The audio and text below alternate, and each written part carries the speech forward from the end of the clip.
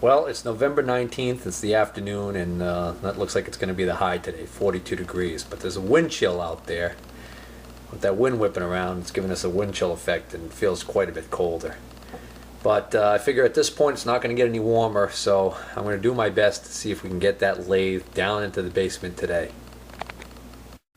Alright, first thing I did was I cleared enough room here on the cellar floor at the bottom of the bulkhead so that I will have enough room to get the lathe in here and close the door once it's in. And I don't have much room to spare, but I've got some room, so that should work out. Next thing I did was make sure my stairs are completely clear, which they are. And now what I'm going to do is I'm going to measure the width of my door to make sure that it's going to fit through, which shouldn't be a problem. And then I'm going to measure the width from the inside wall to the inside wall in the bulkhead here, so I can get my piece of plywood in here. Okay, I measured the opening in the doorway, and I figure I've got 32 inches to play with, and that gives me a little bit of wiggle room on each side, and that's with the door still on. If I take the door off, I can gain probably about 1.5 inches. So I just came out here, and you'd think 32 would be plenty, but I'll tell you, it couldn't get a little tight because I just checked.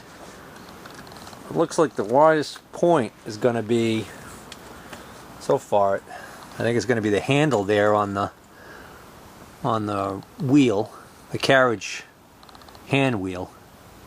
So if I kind of just put this tape measure over in the ballpark there, then 32 inches brings me just outside of this tapering jig.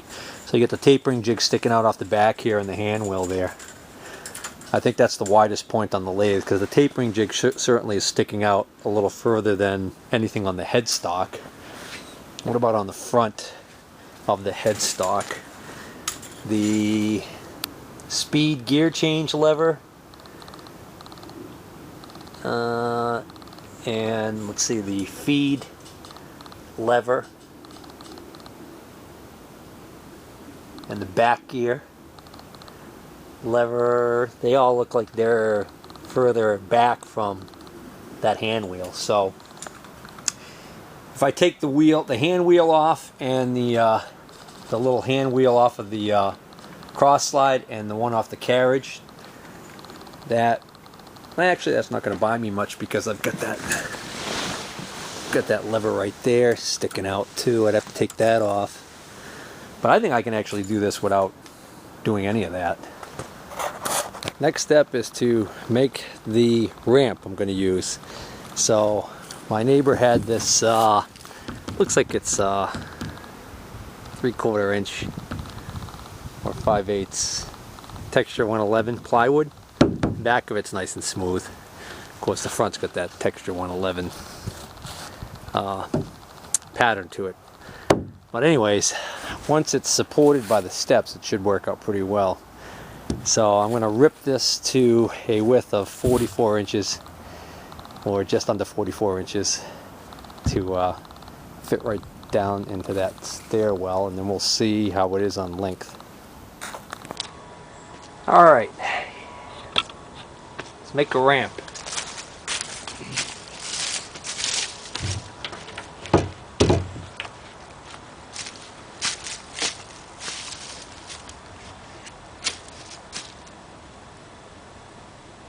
I know the width is 44 inches, and I don't want it to be too tight of a fit. So I'm going to make it 43 and a half. This edge looks pretty straight. It's going to split down there, so I'm going to try and conserve this edge, even though it's got the tongue in the groove, or the shiplap edge there for the texture 111. So what did I say? 43 and a half. I think that split's going to be used anyways.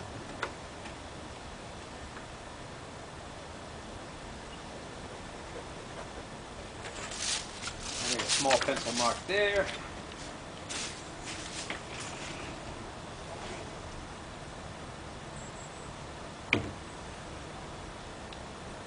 Pencil mark there. I don't have to get too fancy with this because it's just going to be, extend the pencil mark a little bit, which isn't really a necessary step, but do it anyway.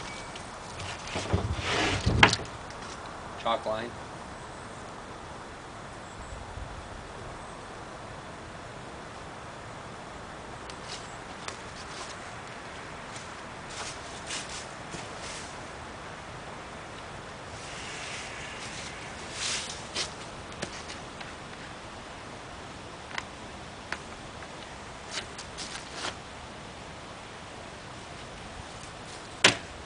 Line.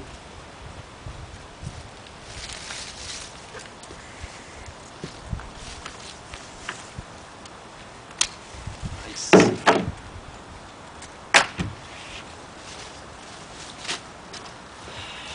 Set the depth of my saw.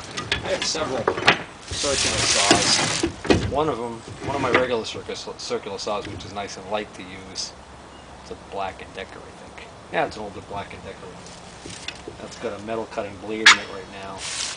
And I have another Black & Decker that's a little newer. That's got a wood cutting blade in it, carved like that. That one I can't find at the moment. Can't remember where I used it last. So I'm going to go with this worm drive that I have, which is a good saw.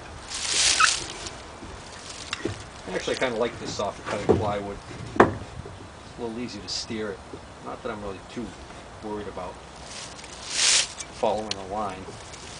Again, I'm not making cabinets here. My depth set. Ice.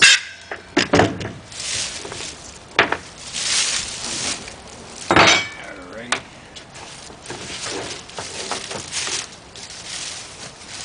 Electricity. I got another worm drive saw. It's huge.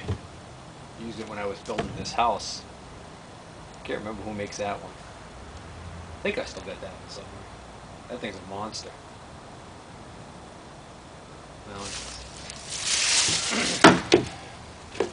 Hearing protection. Eye protection.